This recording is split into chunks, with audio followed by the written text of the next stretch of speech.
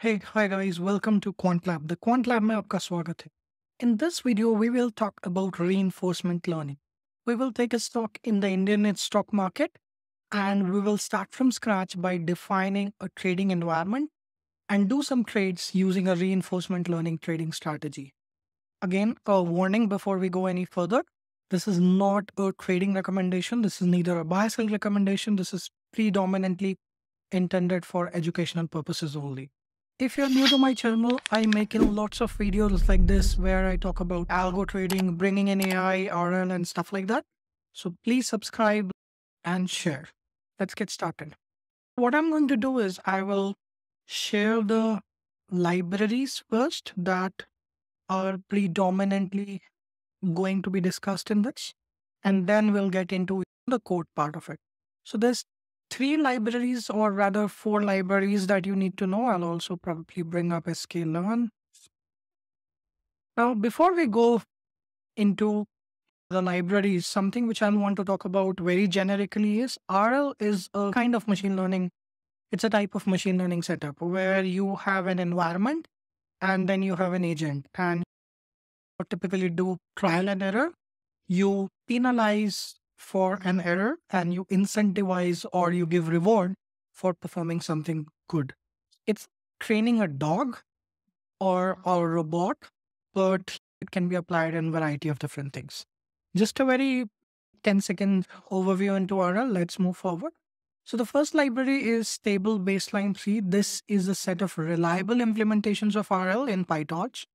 And it's basically built on top of stable baselines. It has very clean code. It has tensor board support, and each algorithm has been tested. It has multiple algorithms. It has lots of examples. You can look it up how to do multiprocessing, how to do basic syntax, how to do callbacks, tons of different stuff, how to work with environments and all that. We will not go into each of them, but we will talk about something of our own. So there's a lot of different environments like VEC environment or dummy VEC environment and stuff like that. Different policy networks out there, and you can do custom environments. You can do tensor board integration a lot. This is very popular library within the RL ecosystem. Then there is a library called GEM, it provides a standard API for RL.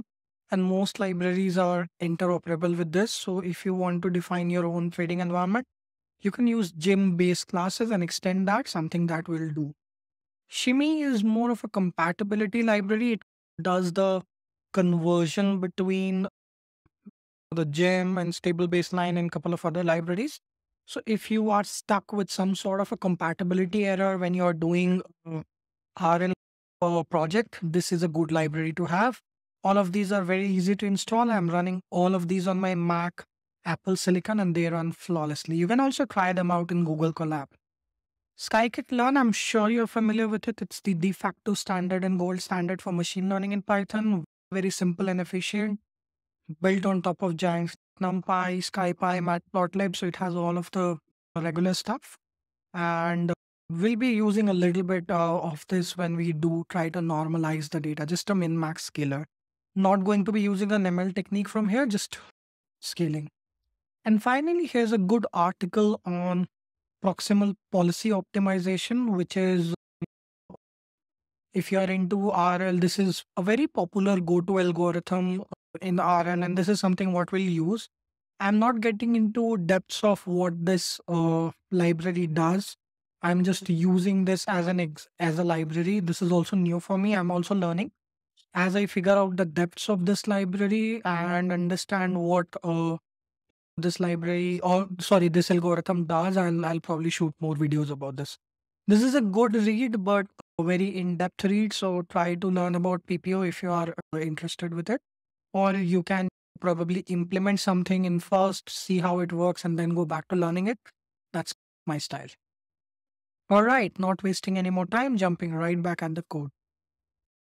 What we have is just the regular stuff. Matplotlib, Yahoo Finance, Dateline, TLib. Not use TLib here, just part of my standard imports. If you have been watching my video, if you're not, please subscribe. Most of my viewers are not subscribers, so please subscribe. but I use State Bank pretty regularly. I don't know, I have some kind of an affinity with it.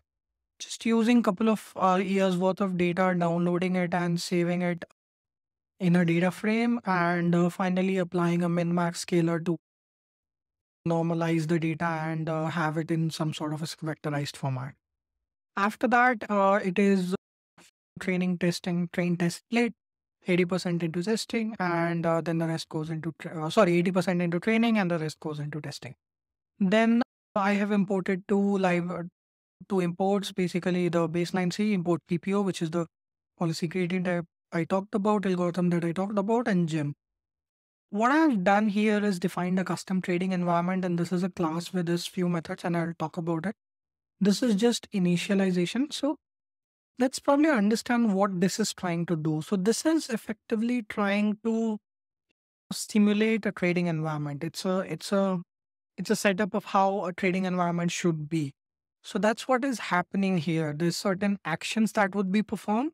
They could either be buy, sell, or anything like that, or they, depending on buy, sells, something needs to be updated, which is typically a number of shares hold or the amount of balance you have, your net worth, etc., etc.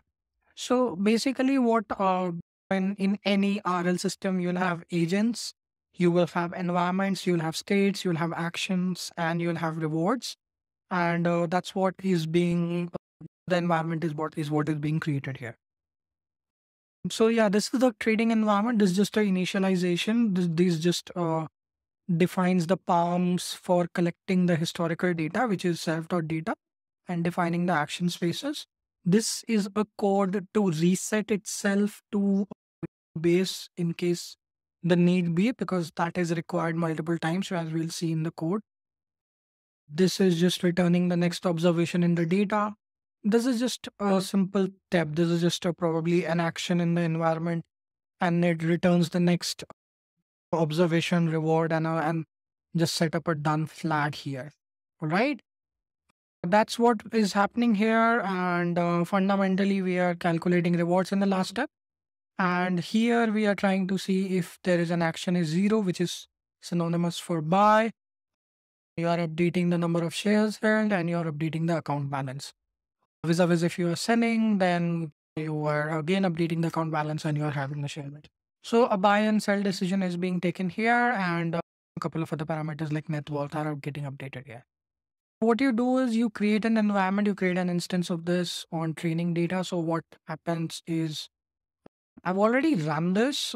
Probably what I'll do is I'll just also try to run along so that I can probably show few snippets that I wanted to. And just after this, if you do a type, you can see that, oh, sorry.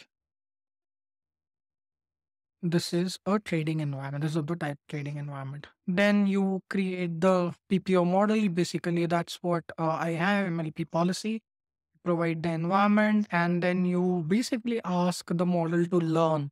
And what is happening here is it's collecting the test data and it's training itself. So the environment is understanding and training itself using the trading data that I have given it. And that is what you see here. You see a lot of different parameters that are synonymous for training. You will have or entropy losses, variances, learning rate. Again, the same parameter being repeated multiple number of times as in the trains, and eventually converges to a value of loss. So that's what is happening there. And then it's relatively straightforward from a code perspective, but understanding behind the scenes probably requires an understanding of PPO and an understanding of how to work and train an RL environment, which is not something I'm covering in this conversation, probably in another video. All right. So then we move forward to defining a trading strategy. And typically what's happening is you will need a model and you'll have to give the data. So here you instantiate the environment, and you also observations, you reset the environment. You have two variables called net worth and portfolio value. And basically, what's happening here in the code is it's just looping on the data and it's taking the actions. Actions here being the 0 and 1 that we defined, which is buying or selling operation. So as we run this, we have created a function, and what we can now do is we can simulate the trading on the testing data.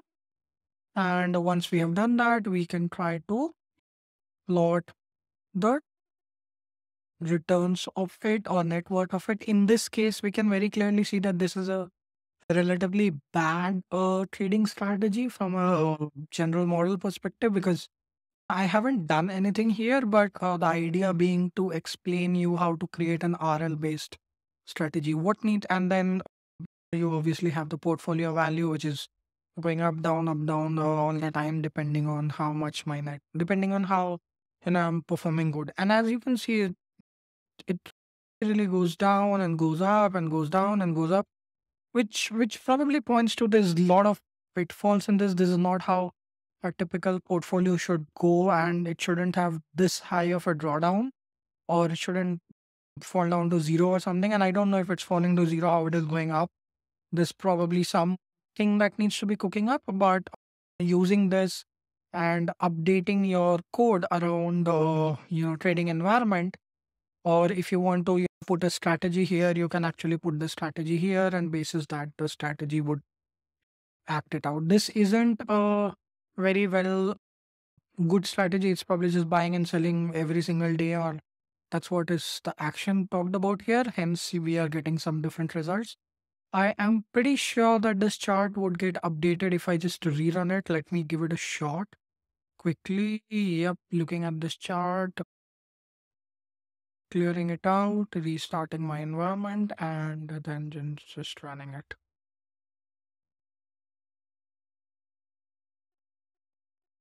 Yeah, let's just give it a few seconds and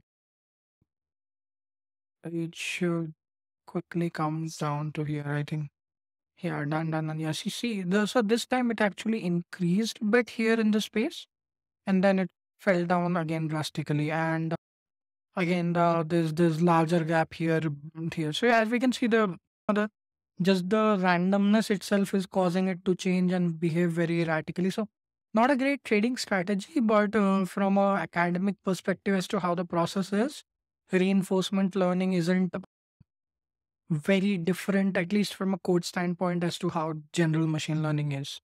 Now, next steps, it would obviously be to determine a good strategy, bake it into this environment, update a little bit of hyperparameters in this space, and that could be tons of different things that could be done, updated in this code. So yeah, that's it. That's what I wanted to talk about. Hope you guys have liked the video. Thank you for watching. Subscribe if you have liked. Bye bye.